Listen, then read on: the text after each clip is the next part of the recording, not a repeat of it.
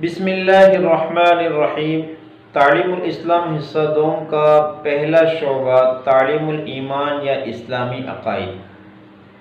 آج یہ ہمارا درس کا 5واں دن ہے۔ تعلیم الاسلام کا پہلا حصہ مکمل ہو کر دوسرا حصہ شروع ہونے جا رہا ہے۔ سوال: اسلام کی بنیاد کتنی چیزوں پر ہے؟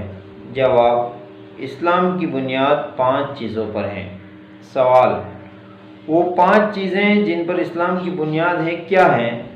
جواب: وہ 5 چیزیں یہ ہیں: اول، کلمہ طیبہ یا کلمہ شہادت کے مطلب کو دل سے ماننا اور زبان سے اقرار کرنا۔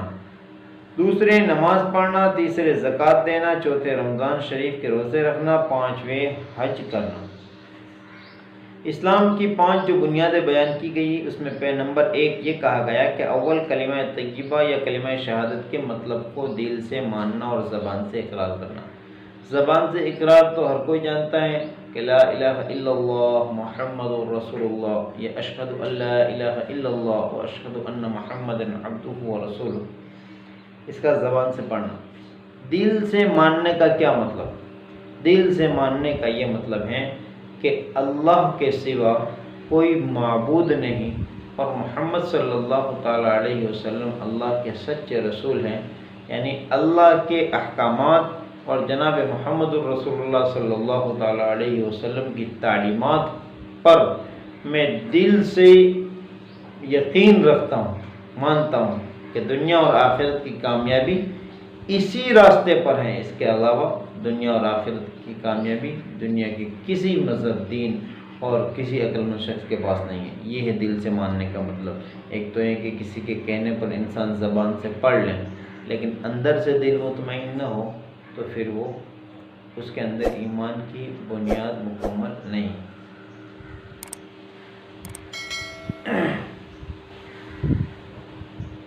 سوال: کلمہ طیبہ کیا ہیں اور اس کے معنی کیا ہیں؟ جواب: کلمہ طیبہ یہ ہیں: لا الہ الا اللہ محمد رسول اللہ، اللہ تعالیٰ کے سوا کوئی عبادت کے لائق نہیں اور حضرت محمد صلی اللہ تعالیٰ علیہ وسلم خدا کے بھیجے ہوئے رسول ہیں۔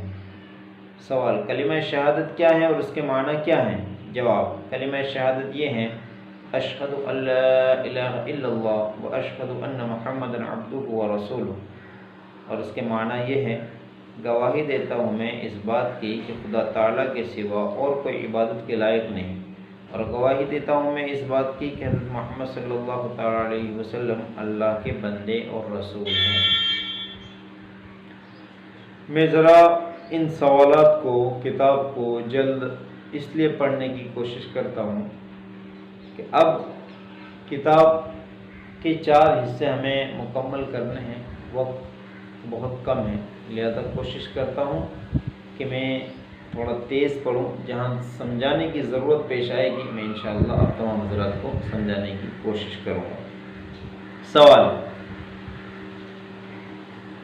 کلمہ شہادت کیا ہے اور اس کے معنی کیا ہے؟ سوال: کیا بغیر معنی اور مطلب سمجھے ہوئے صرف زبان سے کلمہ پڑھ لینے سے آدمی مسلمان ہو جاتا ہے، یعنی جانتا نہیں ہے کہ اس کا معنی اور مطلب کیا ہے؟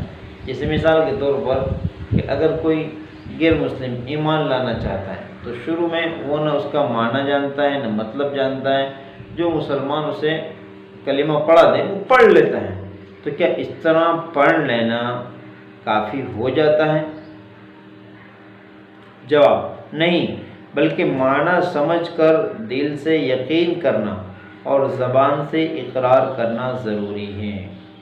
تو باتیں بیان کی گئی کہ وہ اس کلمے کو اپنی زبان سے ادا کریں، یہ بھی ضروری ہے، لیکن ادا کرنے کے ساتھ اس کے مفہوم کو دل سے جانے مانیں کہ اللہ کے سوا دنیا میں کوئی پوجنے کے، عبادت کے لائق نہیں ہے۔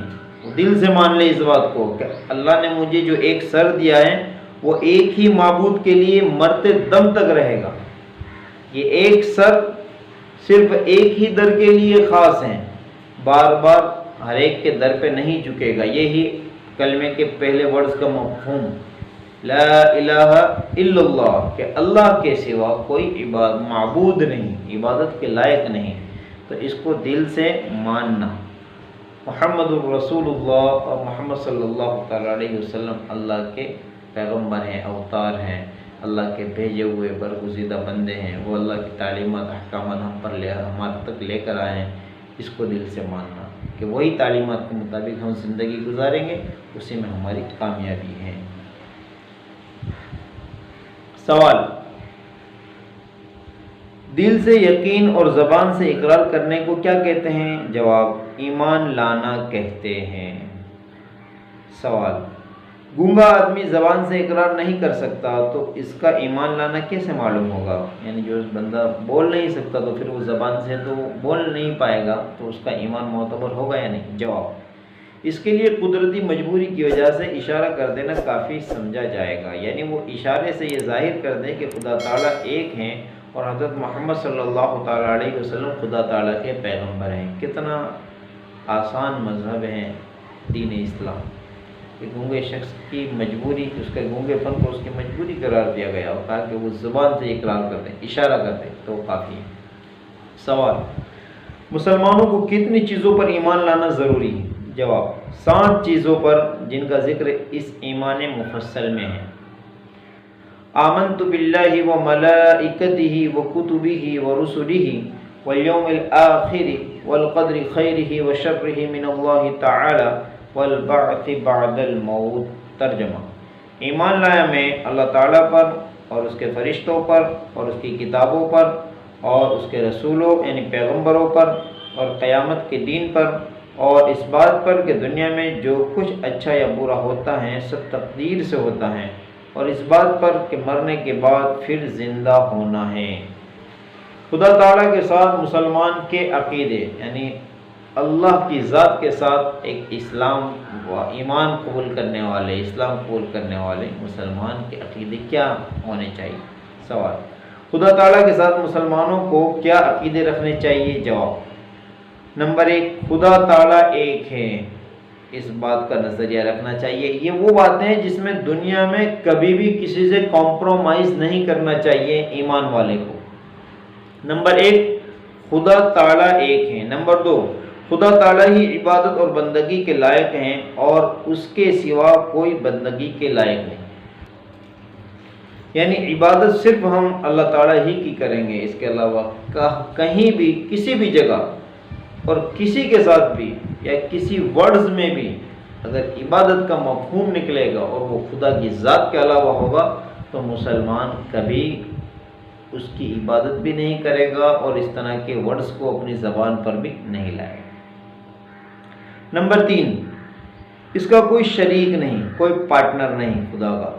نمبر 4، وہ ہر بات کو جانتا ہے، کوئی چیز اس سے پوشیدہ نہیں، یعنی وہ ہر چیز جانتا ہے، آسمان اور زمین اور ان کے درمیان کی، اس سے کوئی چیز چھپی نہیں رہتی۔ نمبر 5، وہ بڑی طاقت اور قدرت والا ہے۔ نمبر 6، اسی نے زمین، آسمان، چاند، سورج، ستارے، فرشتے، آدمی، جن، گرد تمام جہاں کو پیدا کیا ہے اور وہی تمام دنیا کا مالک ہے۔ نمبر 7، وہی مارتا ہے وہی جلاتا ہے، یعنی مخلوق کی زندگی اور موت اسی کے حکم سے ہوتی ہیں۔ نمبر 8، وہی تمام مخلوق کو روزی دیتا ہے۔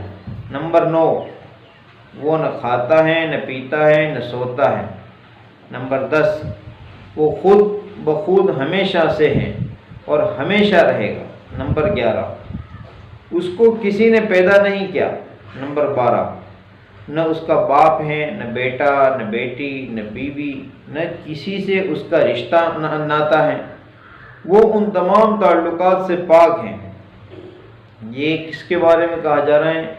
خدا تعالیٰ کے بارے میں، اللہ کے بارے میں ایک ایمان والے کے کیا نظریات ہونے چاہیے کہ اس کو کسی نے پیدا نہیں کیا، نہ اس نے کسی کو پیدا کیا، نہیں اس کا کوئی بیٹا ہے۔ دنیا میں ہم دیکھتے ہیں کہ جہاں لوگ کروڑوں دیوی دیوتاؤں کو مانتے ہیں تو اس میں سے کوئی کسی کا باپ ہے تو کوئی کسی کا بیٹا ہے، حالانکہ اللہ کی ذات وہ ہیں کہ نہ اس نے کسی کو جنا نہ کسی نے اس کو جنا، اور اللہ تعالیٰ کے تعلقات نہ اس طرح کے ہیں کہ جس طرح نہ اس کی نہ کوئی بیوی ہے نہ نہ اس کے اس طرح کسی سے رشتہ ناتا ہے جس طرح عام طور پہ انسانوں کا ہوتا ہے۔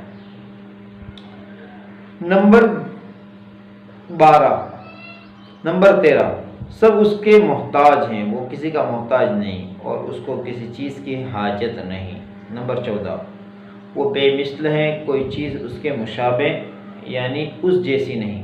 نمبر 15 وہ تمام عیبوں سے پاک ہیں۔ نمبر 16 وہ مخلوق جیسے ہاتھ پاؤں، ناک کان اور شکل و صورت سے پاک ہے۔ نمبر 17 اس نے فرشتوں کو پیدا کر کے دنیا کے انتظاموں اور خاص خاص کاموں پر مقرر فرما دیا ہے۔ خدا تعالیٰ کے بہت سے فرشتے مختلف کاموں پر دنیا میں متعین کر دیے گئے ہیں۔ نمبر 18 اس نے اپنی مخلوق کی ہدایت کے لیے پیغمبر بھیجے کہ لوگوں کو سچا مذہب سکھائیں، اچھی باتیں بتائیں اور بری باتوں سے بچائیں۔ ان تمام باتوں کو خدا کی ذات کے ساتھ ماننا ایک مومن کے لیے